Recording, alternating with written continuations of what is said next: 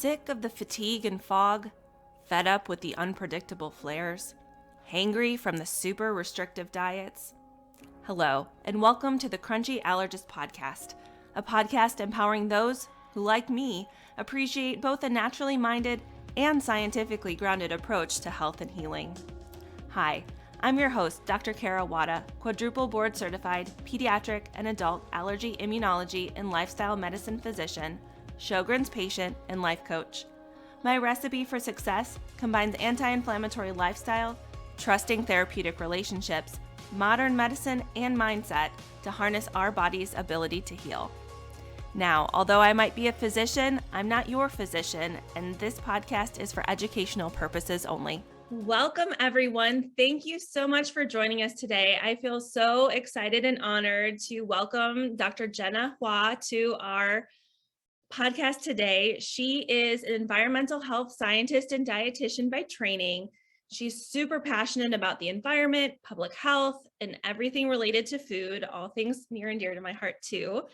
Jenna holds a bachelor's degree in nutrition, a master's in public health, and a PhD in environmental health sciences from the UC Berkeley. And she completed her postdoc fellowship at Stanford. So amazing pedigree, as we say, from when we think about training. But she was really frustrated by the lack of data for how harmful chemicals such as BPA and phthalates and parabens from plastics and our everyday products really can affect our health and clinical outcomes. So this has been her mission to put together a personalized approach to mitigating these harmful chemical exposures. She founded Million Marker, which is a health tech startup, and it's dedicated to empowering everyone with the data and tools to determine the products they use, the food they eat, the water they drink, that may negatively or positively influence their health. So Million Marker helps provide people with an understanding of what chemicals are inside of them and provides simple solutions for quickly reducing harmful chemicals through mail-in test kits, lifestyle audits, product recommendations, and counseling. So that was a mouthful, but I'm so excited to welcome you, Dr. Jenna. Let's dig in. So tell us a little more of the story. How did Million Marker come to be? Thank you so much, Kara, for having me. I'm also super excited. Yeah, Million Marker came to be partially because my career professionally and also personally, like there's both sides of the story. So professionally, I ran into a wall during my research that we have no data to study these chemicals. Today, if you talk about precision medicine, a lot of time we talk about genetics. But genetics actually only accounts for about 30% of everyone's chronic disease risk versus the rest of them are from your environment. And then we call this the exposome. Compared to the genome, we call it exposome. Is everything other than the genome is part of your environment. There is like no data to study these environmental exposures. When we talk about environmental exposure, if you think about the air you breathe, the food you eat, the products that you use, a lot of these chemicals that we're being exposed to are you getting exposed to them at very tiny amount, but you get exposed to them day in and day out over a long time. It's almost like if there's something harmful, they're not going to kill you tomorrow, but they're killing you slowly. It's very frustrating that we have no data. And there's also a huge gap in terms of translating what we have seen in research to the public. Everyday consumer can take actions to do something about it, reducing exposures and optimize their health. That was on the professional side that I ran into this wall. I was like, nobody's reading my papers. So maybe I should be doing something else. And then on the personal side, I had a lot of allergy. I had a lot of fertility struggle myself. I have 2 super rare genetic conditions, only happens during pregnancy that prevents me from successfully carry through a pregnancy. After 4 super late stage miscarriages, the doctors were just telling me, hey, good luck next time, because we don't know what's going on. Because I studied these chemicals, I knew they could potentially impact my fertility and miscarriages. When I went to the doctor, I asked if I could get a test because I've done genetic tests, I've done a ton of any other tests that one can think of. There was no conclusive answers. When I went to the doctor about this test, they said the only test available is heavy metal. There's nothing else. I know these tests, we've been doing biomonitoring for decades through the CDC. I know these tests exist. Why are they not accessible to the public? So that both reasons adding together, then it prompted me to start Millie Marker, because I felt at the time, even if I just want to get a sense of assurance, knowing that I'm doing everything right, I eliminate this, making sure this is not the reason causing my infertility and the miscarriages, I felt that would be satisfying. Also, if you don't know, it's harder for people to make a change. I'm hoping one day we can actually empower people with their own data. Then they can actually take actionable steps to move to a healthier life with themselves and their families. What are some of these particular toxins that we're exposed to? Oh, many. Toxins comes in, like we have persistent chemicals and persistent toxins, and also more transient toxins. Persistent toxins, people might have heard about DDT. DDT has been banned for a long time. Today, if we look what's in people's blood, you will still find the DDT. They just have a long half-life. They're just being in your body for a long time. Another chemical people probably have heard a lot about is the PFAS. We call it forever chemical in non-stick pans. That's also a persistent chemical. They just stay in your body for a long time. So for those chemicals, it's harder to get rid of them because they stay in your body for a long time, which means that for the stuff that we can actually control of those transient chemicals, then we should definitely take control. And transient chemicals, then you're talking about the stuff that we're testing today at Millie Marker, that includes BPA, BPA alternatives, phthalates, parabens, oxybenzones. These are more transient chemicals. There's also a class of pesticides that's also transient. The encouraging thing about the transient chemical is that if you eliminate the source, you won't get exposed to them. Your body will actually have the natural detox function to get rid of them. So as long as you can eliminate your exposure sources, then you will have less exposure of them. Which is, I think, so empowering to be able to realize that you can make a difference and make an impact through some of your decisions. I know we both know, but for everyone else listening, where can people find these transient toxins in their environment? Like, where do we encounter them? Yeah, I guess this is a bit of a doom and gloom that they are everywhere. But that means that it's because they're everywhere. If you are aware where they are, then you can actually like reduce them. So BPA, people might have seen like BPA free on their plastic water bottle or even on cans. BPA is this chemical makes plastic shatterproof, make it brittle. It's also used as a can lining in canned food. These two avoiding plastic is like pretty much like the number one tip that we always give it to people, because not only BPA is in plastic, but also like phthalates, it's another chemical. BPA and phthalates are the most common plasticizers. Sometimes plastic contain up to 80% of BPA or phthalates. So avoiding plastic is really important. Another big source of BPA is the thermal receipts. It's coated, and now that we banned BPA in food contact materials, manufacturers have been using BPF and BPAF, TMBPF. They can literally use the entire alphabet, exactly swap them. And they're causing just as bad of or even worse impact as BPA, which is sad, but that's one thing. Okay, that's where BPA is from. Phthalate is a chemical that makes plastic flexible. So your usual saran wrap, a lot of time is made of phthalates, or plastic packaging tape could be made of phthalates. If you touch them, that could be your source of exposure. This is a class of phthalate, we call it high molecular weight phthalates. There's also a low molecular weight phthalates. Those are generally used in personal care products. Like fragrance is like the code for phthalates, right? So phthalates is making the fragrance stick onto your body for a lot longer. And all of these are obviously, there are hormone disrupting chemicals. So they mess with your hormone. Phthalates are especially bad for, say, baby boys because they disrupt the androgen system. So phthalates is another one. Paraben is another one. I think paraben, if people see paraben, I think we also want people to know that not all parabens are created equal. Okay. So paraben, they usually use methyl, ethyl, propyl, butyl. That's just an indication of the length of the paraben. The longer the paraben, the butyl paraben is like the way worse. It's like the most toxic ones. But you should always get rid of paraben. Now there's clean beauty movement that product often label that's paraben free. So that's great. But paraben, another hidden source, it's also like mind-boggling, is they are often also used as preservatives in packaged food. And in packaged food, it's actually not labeled as paraben. It's actually labeled as hydroxybenzoic acid. Okay. So it's harder for Yeah. people to recognize.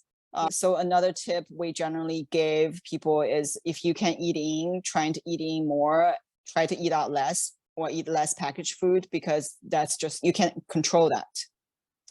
So as we're thinking about let's walk through how this process works. If someone were to undergo testing or think about incorporating this into kind of their health and healing journey. Yeah, so right now people can simply order a test kit online. We ask you to fill out an exposure journal, whether you do it independently or do it with us, which then we use the information to do a complete lifestyle audit. We ask about all the food you consumed, all the utensil, what's your like kitchen routine. We ask about all the products that you using. So then we can do a comprehensive audit. Then send us your urine sample, pee in the morning, send it to us. We get your urine tested, and we'll tell you about your levels, how you compare with our existing users, how you compare with the national average, and then tell you exactly what you can do, what are the problematic lifestyle behaviors or products that you're using, and what are the ones you can actually swap out with to reduce your exposures. Awesome. So it will take both data points from your history and your lab, essentially your urine test, to help make those recommendations. Exactly. The urine test, I think it's useful. The reason we wanted to show is that, yes, you can definitely practice lifestyle swap and changes already, but many times there's just a lot of hidden things in products that's not labeled. So by doing the test, you can actually reveal exactly what goes on in your body. Another thing that we have seen, which is not exactly proven, the science is not there yet to show, is just from the trend that we have observed that because we're screening for metabolites. So meaning that if you're using good products, then your metabolites, your chemical level should be low. However, if you're using bad product, you should come out to be high. But there's a group of people that they're using not super optimal product, bad product, but their levels are coming out low. That's actually problematic, because where did it go? This makes us ask a question: where did your chemical go? It probably stored in your fat cell, and then that means your body is not as efficient detoxing. While we don't have a genetic test to actually understand what's causing your body not detoxing, we think having done the urine test, it will give you additional insight. So if your body is not efficient at detoxing, then by all means, you need to avoid even more compared to other people. And you just hypothesize or thinking about that situation are then maybe those individuals that are more susceptible to some of the effects from Exactly. these exposures. What do you see coming down the line in regards to, like, where's the science headed, do you think? I hate to put on your prediction. I think we definitely need more research, because today we have been studying one chemical at a time, but we actually being exposed to many chemicals all at the same time.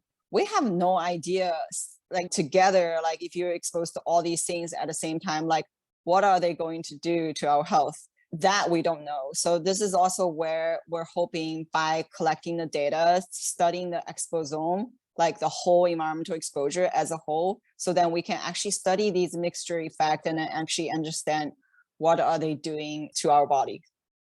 I think that's interesting. That's where, and I'm sure you've encountered it with your nutrition training and education as well, but I think there was always like this discussion amongst clinicians that a lot of the nutrition data we have would be based on one particular vitamin. Right. And so I was very excited, and this has been a few years ago, there was a paper that was published looking at the role of the diet as a whole in, for instance, this was in asthma and control of asthma, using this dietary inflammatory index. And so what was really neat about that was you were able to really look at more of what was going on in the whole person, as opposed to just these single data points, because we aren't single data points. We're in this super complex exposome. All the things are going on. Exactly. That's why we're hoping with the data we're collecting, we can actually look at all your metabolites all at once. It's still the work in the research. Like today, say if we screen for these chemicals, we're actually using a targeted approach, meaning that we specifically target these chemicals and we understand your levels and everything. With research, what we're trying to do is using this untargeted approach. We literally screen for every single metabolites. So with big data, with screening for every single metabolites, then we can actually start seeing correlations out of everything that you're exposed to, what's correlated with your lifestyle, what's correlated with your disease biomarkers, what's correlated with your nutritional biomarkers. I see there's a lot of potential that maybe one day we don't have to ask people to do a dietary recall. We just scan your metabolites and we know exactly what you've consumed because we know the recall is it's not accurate. No, everyone remembers the good things, or maybe the exactly. I always conveniently forget about that snacking. I do the same. So what sorts of things have you done in your everyday life to decrease your exposures? Many things. I often when people ask me about tips for detoxing, I always think about like, where do you get your most exposures from? If you say, for example, obviously you eat every day, right? So kitchen is like a really important place to think about detoxing. What kind of pots and pans you're using? Try to avoid nonstick pans, because even if a product label PFOA, PFOS free, we have no idea if they use any alternatives. Yeah. Because it's not regulated. So then choosing a stainless steel or cast iron or ceramic is a lot better. Because again, these are persistent chemicals, which if you're exposed to, there's not much you can do about it. That means that try not to expose yourself more and then try to reduce the transient chemicals. So kitchen is a really good place. And also for your pans and pots and pans or Tupperware, if you swap it once, you don't have to swap them for a long time. Yeah. So it's also a really good. So pots and pans, definitely think about it. And also Tupperware. Also, saran wrap is another big one. We tell people to use a beeswax wrap instead of a saran wrap, and never ever microwave that saran wrap or any plastic container. Yes. Because the heat will actually release extra chemicals into the food or anything that comes to contact with the food. Water is another great source. We recommend people to use a reverse osmosis water filter if you can. Any filter is better than no filter, but reverse osmosis water filter is like a catch-all filter, because we have seen our water sources also contaminated with these chemicals as well as PFAS. So if you can't afford a reverse osmosis water filter, get one of those. Then that kind of pretty much takes care of your kitchen. And for your food, obviously eating as much as possible. And if you can, choose organic. If organic is too expensive, frozen organic is generally cheaper. That's still better than the conventional food. If you really have to pick a few that food items to choose organic, any berry, always choose organic. And also any green leafy veggie for salad, always choose organic. Kale and spinach, I think, is the most contaminated veggies out there. If you consume a lot of those, definitely choose organic. Which are super healthy. And I will just put a plug, if you have the space and a tiny bit of energy, like growing kale is pretty low maintenance. And I'm in central Ohio, and I didn't buy any particular variety, but we had kale up through December, which was really great to go out in the garden and throw it in some soup or a salad or what have you. Yeah, also increase your time outdoor, which is good too. Great. Get fresh air, because dust is another source of potential exposure. We recommend people to take off your shoes when you come home, because underneath your shoe could have a lot of dust. You could be stepping on different chemicals that you bring home, especially if you have young kids. That young kids will tend to crawl on the floor, put everything in their mouth. Having this extra exposure, it can't be good. So that's for shoes. And then if you think about your bathroom, right? If you wash your hair every day and you use this big blob of shampoo, I would definitely take a look at your product ingredient label. Yeah, yes, it's coming all down, and in large amount. Especially if you wash your hair every day, definitely check out your shampoos and conditioner, making sure that they're paraben free, they're fragrance free. Oftentimes now that manufacturers sometimes will use words, instead of using fragrance, they use aroma. It's very deceiving. It's the same thing. So ditch those ambiguous words and also opting for fragrance free rather than like unscented, because we have seen also even unscented is actually a scent that could still contains fragrance. So that's one thing to pay attention on. I had a mentor share that with me. That is one of the things that we were talking before we hit record about, how allergy immunology and medical training doesn't hit upon this very much. But the one thing they do drive home is fragrance free and the difference between that and unscented. And when I learned that, it was one of those light bulb or like mind blown moments of what? Yes, ultimately, we think like consumers shouldn't bear these burden, but waiting for our glacial pace of government policy change is like too slow, and you just gotta take actions yourself. So yeah, shampoo, conditioner, just think about what kind of product that you use the most. If you use a lot of deodorant, check that. Whatever you use the most, definitely check that out. The one thing that we haven't been able to find a lot of clean alternative is over-the-counter ornament and creams. So a lot of those contains paraben. So if you don't have to use those, try not to use those. If you absolutely have to use them, then use them in moderate amount. So those are like my top tips. Yeah, those are fantastic. And I would say, as I'm thinking about, we were talking a little bit earlier about eczema. One of the things I tell my patients is to avoid some of those triggers. By avoiding some of those triggers, whether you find out that you maybe are allergic to your dog or dust mites, or we know for pretty much anyone, fragrance and dyes in products are big triggers. If you can cut those out, that really helps take a little of the lighter fluid off the fire. And so you may not need as much medication. You may not need as much of that hydrocortisone ointment to get things under control and to get that skin barrier fixed. Right. Oh, talking about that, laundry detergent is another one. All-purpose cleaner, especially during COVID, people are using a ton of wipes and cleaners. That's again a place for hidden phthalates and then parabens and these chemicals. And we know, as we think about data, we know that people who are in occupations that are exposed to those more regularly, those who work in cleaning industry or even nurses and techs at the hospital exposed to what I call the toxic baby wipes that they use to clean everything off, they have increased risk of downstream health concerns, including lung concerns too. Because some of these things could also even have VOC in them. That's just as bad. And then I guess the last tip I have, which is I didn't know this until I started testing myself, which was really interesting. Two things. One is many times also check your vitamin supplement capsules. So making sure your capsule is a vegetarian-based capsule, because if it's not vegetarian-based, oftentimes they could be using phthalates to make that capsule. I end up taken this B vitamin a while back. I actually bought it from Whole Foods. I can't remember the brand right now, but that was the only thing I did different. And that vitamin really shoots up my phthalates levels. The moment I eliminated it, it came down to non-detectable.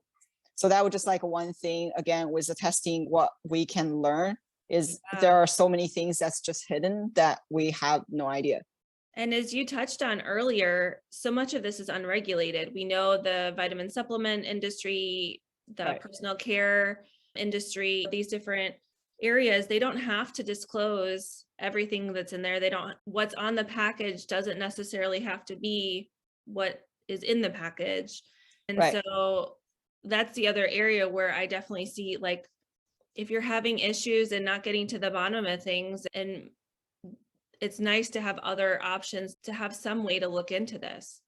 And then one last thing is, if people are already choosing better product, if you're already reading on the labels and then you already understand this whole thing, and also try to pay attention on the packaging, because sometimes manufacturer will, even if they have good ingredients, they could still be using bad packaging. And if you think about how your product getting shipped to the store and then this whole transportation, how much sun exposure it would already have before it gets to you. So there could be a lot of leaching can happen in the product. Bottle. Exactly. Yeah. And I think that's one thing that I had no idea about until I got involved in kind of the clean beauty movement and advocacy, kind of hearing companies like Hue and Grace and Beauty Counter mentioning that that is something to be in.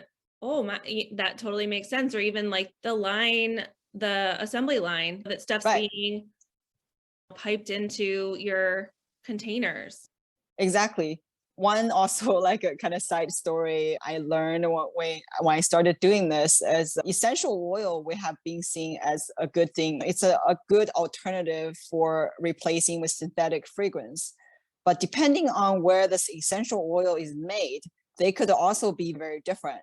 So if the distilling facility is not using a food grade equipment, the manufacturing process, if they're using any plastic, think about that high temperature distilling the oil, then everything from that plastic will leach into the essential oil.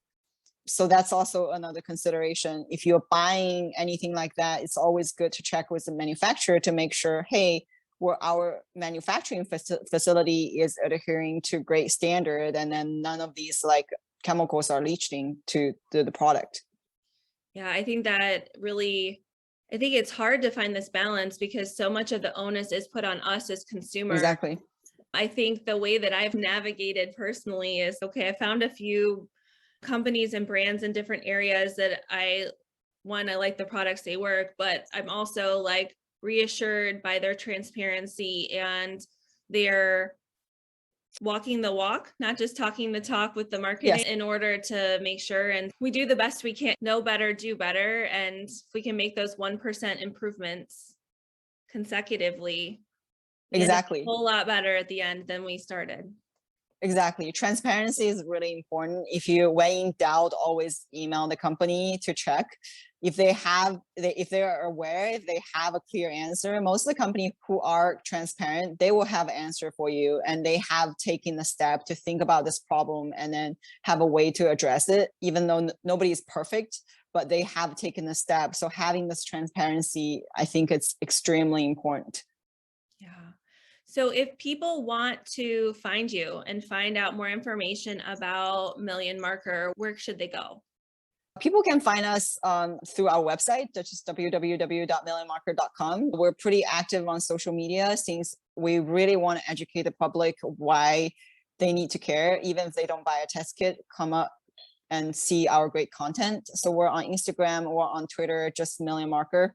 And we also have a newsletter. If you're interested in this topic, we send out a newsletter to let people know the latest research and what we're up to.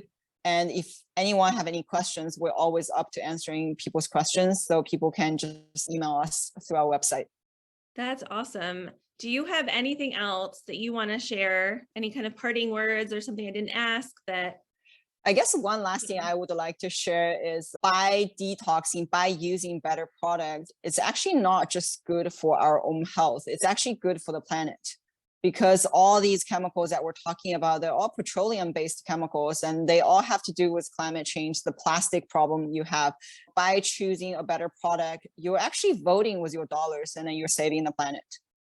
I think that's huge, especially as we continue to see the effects of climate change. And I see them very predominantly in my everyday work at the clinic, because I see that pollen season is longer. I see people with more sinus infections, needing more medications. It's in addition to, even though I'm not living in an area with, knock on wood, with forest fires and all these things, it still is very apparent, just in different ways. Thank you so much, Dr. Jenna. I really appreciate your time, your expertise, and sharing amazing information with our Sjogren's community. And I look forward to talking with you again soon. Thank you so much, Kara, for having me. It's been a pleasure. If you have found this information helpful and empowering, I would strongly encourage you to hop over to www.crunchyallergist.com and subscribe to our weekly newsletter, where we dive into all things allergy, autoimmunity, and anti-inflammatory living. Thanks so much for tuning in, and I look forward to talking again next week.